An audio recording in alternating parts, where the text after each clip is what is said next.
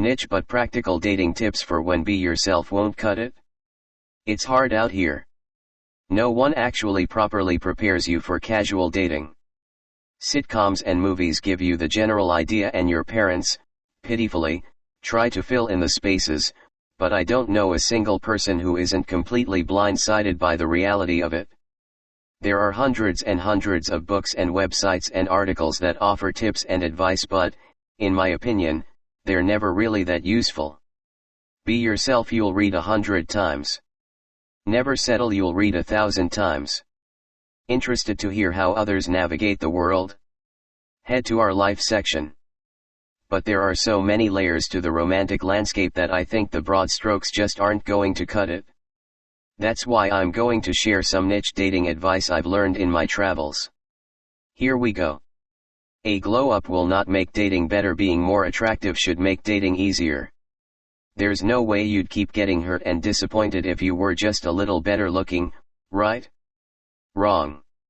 You know how if you put your most athletic friend in a basketball game with an average person he would absolutely destroy them, but if you put him up against even the worst NBA player in the league he wouldn't stand a chance?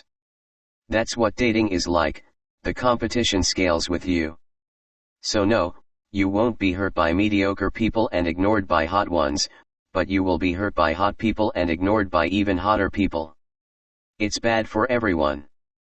People can like you and still not want to date you. I've been rejected and dumped a few times in my life, a lot of times, and after each one, I would stand in front of the mirror, like a scientist in a horror movie who's accidentally turned himself into a monster, and say to myself, what is wrong with me? Because, of course, there has to be an intrinsic problem with you for someone to not want to be in your company anymore. It wasn't until I was on the other end of a parting of ways that I realized this wasn't the case at all. Sometimes the person is sweet and cool and you like them, but, for whatever reason, you just don't want to see them anymore. You just don't. Sometimes it's so random, that if someone put a gun to your head and asked you why you didn't want to date them, you'd still have nothing to say, and your brains would be blown out by this really weird and intrusive, hypothetical serial killer. Attraction is like a food preference in that way. I know carrots are healthy and tasty, but I just don't really like them. There's no rhyme or reason to point to, and I still want the carrots to know it's nothing personal and there is someone out there for them. If it seems like someone doesn't like you, then they don't. I know I said I wouldn't be sharing any cliched tips, and this one has been plastered on every single teen blog since 2007, but I need you all to know that it is 10,000% valid. Desire for someone is almost uncontrollable. It wells up in you to the point where you feel like you're going to explode and there's nothing on earth that can stop it. So, if someone cancels on you constantly, rarely speaks to you and gives mixed messages, then they do not feel this aforementioned desire. They do not like you. Or they like you so little that they may as well not like you. No, they aren't playing hard to get. No, they aren't scared of their feelings. There aren't even Buddhist monks who have the self-control to stop themselves from reaching out to someone they are into, so I doubt a 19-year-old NARM-based freelance designer is ignoring your texts because their love for you is so strong that it's destroying them, or whatever hallucination you are convincing yourself of. But they reply to my messages sometimes. Cool. They still don't like you. They still like my Instagram photos. Spectacular. Do they like you though? Trick question. The answer is a resounding no. The easiest part of the relationship happens in the early days, so if you're crying and stressed out within a month, then there's no hope. Sorry. Do not have an HSP before going home with someone. This one feels self-explanatory. None of the above tips were helpful? Stupid even? Self-aggrandizing? Fair enough.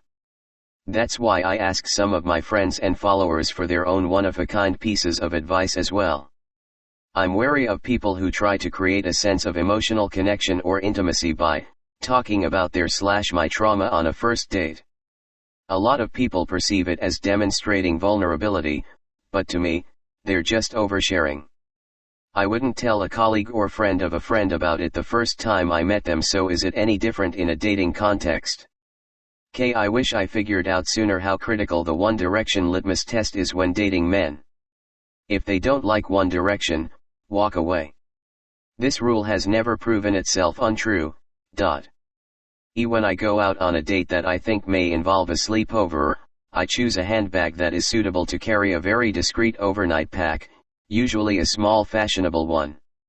I typically slip it out under the guise that I'm using the toilet post-coitus and do my whole routine. Getting back your personal items that you for real accidentally forgot at a hookup house, is empowering and should be done in an extremely timely manner. Don't let them scab a postage fee off of you.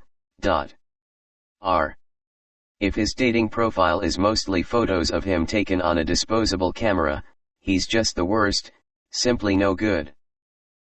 I would say, just going on the date ASAP is the best way to avoid getting the premature ick from people. If after all this you still feel like you haven't learned anything, like you're still a novice, like you haven't found an answer to your specific dating malaise, then join the club.